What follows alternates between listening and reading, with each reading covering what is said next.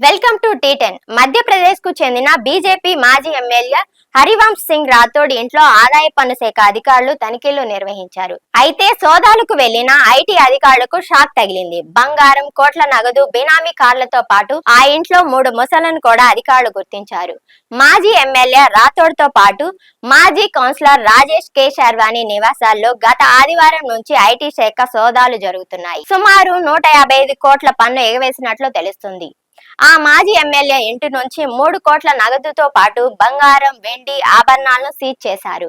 వాటి విలువ కోట్లలో ఉంటుందని భావిస్తున్నారు. రాథోడ్, కే శర్వాణి ఇద్దరు బీడీ వ్యాపారం చేసేవారు. అయితే కే శర్వాణి సుమారు 140 కోట్ల పన్ను ఎగవేసినట్లు తెలిసింది. దానికి సంబంధించిన డాక్యుమెంట్లను రైడ్ సమయంలో గుర్తించారు. అతను నిర్మాణ రంగ వ్యాపారంలో కూడా ఉన్నాడు. కే శర్వాణి ఇంట్లోనూ పలు బినామీ దిగుమతి కార్లను గుర్తించారు. ఒక్క కారు కూడా కే శర్వాణి కుటుంబం పేరిట రిజిస్టర్ కాలేదు. ట్రాన్స్పోర్ట్ శాఖ నుంచి కార్లకు చెందిన సమాచారాన్ని సేకరిస్తున్నారు.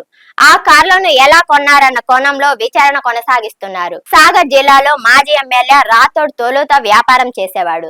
2013 అసెంబ్లీ ఎన్నికల్లో ఆయన ఎమ్మెల్యేగా ఎన్నికయ్యారు. జిల్లా చీఫ్ పోస్ట్ కోసం కూడా ఆయన పోటీ పడ్డారు. ఆయన తండ్రి హర్నం సింగ్ రాథోడ్ గతంలో మధ్యప్రదేశ్ మంత్రిగా చేశారు.